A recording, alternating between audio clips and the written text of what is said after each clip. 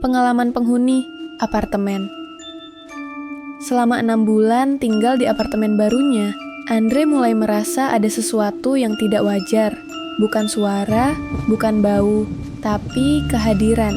Khususnya dari satu tempat yang paling sering ia hindari saat malam tiba, dapur. Awalnya, semua berjalan normal. Apartemen di lantai 15 itu terlihat nyaman, sunyi, dan cocok untuk pekerja, sepertinya yang butuh ketenangan. Namun satu hal yang selalu membuatnya tidak nyaman, dapur yang selalu terasa lebih dingin daripada ruangan lainnya. Bahkan saat siang hari, setiap pukul 2 pagi dini hari, Andre kerap terbangun. Ia tidak tahu kenapa. Tidak ada mimpi buruk, tidak ada suara. Tapi matanya selalu terbuka dan sudut matanya selalu menangkap sesuatu. Bayangan kecil, berdiri menghadap ke jendela dapur. Suatu malam, Andre memberanikan diri menyalakan semua lampu. Ia mengira itu hanya imajinasi. Namun ketika ia berjalan ke dapur, ada bekas jejak kaki kecil yang basah, seolah habis dari luar. Tapi lantai 15, siapa yang bisa naik dengan kaki basah seperti itu? Ia mencoba berpikir logis. Mungkin bekas air dari sepatunya sendiri, atau mungkin ia tidak sadar sebelumnya. Namun malam berikutnya, jejak itu muncul lagi. Dan kali ini, lebih banyak.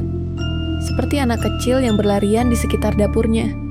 Ia mulai merasa ada yang memperhatikan setiap kali berada di sana.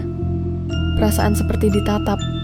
Beberapa kali, saat menoleh ke cermin dapur, ia melihat bayangan lain berdiri di belakangnya.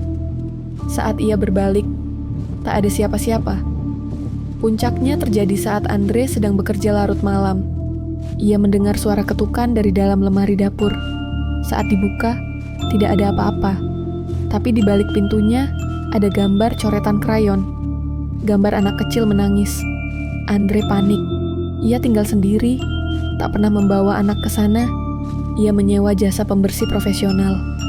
Saat mereka bersih-bersih, salah satu petugas bertanya, "Mas, ini apartemen bekas kasus ya? Soalnya auranya berat banget." Andre tak pernah mendengar hal aneh tentang unit itu sebelumnya. Ia mencoba mencari tahu lewat petugas keamanan. Mereka diam. Tapi salah satu petugas yang sudah tua akhirnya buka suara. Unit itu dulu sempat kosong lama. Katanya, karena kejadian anak kecil yang jatuh dari balkon. Tulang punggung Andre terasa dingin. Ia bertanya lebih lanjut. Tapi, tak banyak yang tahu pasti. Yang jelas, setelah kejadian itu, penghuni sebelumnya pun pindah tanpa alasan jelas.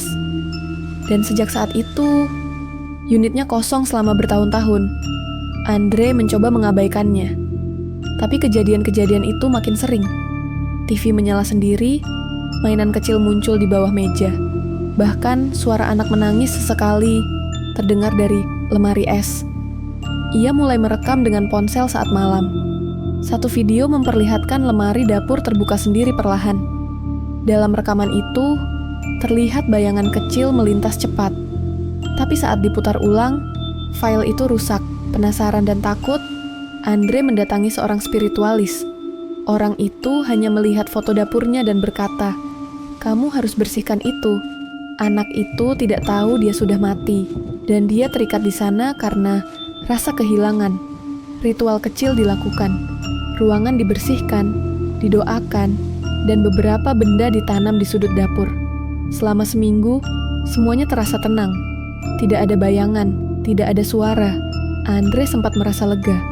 Sampai suatu malam, jam 2.00 dini hari, ia terbangun lagi. Tapi kali ini, bukan karena perasaan, tapi suara. Suara anak kecil yang berkata pelan, "Kak, jangan kunci aku lagi, please." Ia berjalan ke dapur dan melihat pintu lemari terbuka lebar.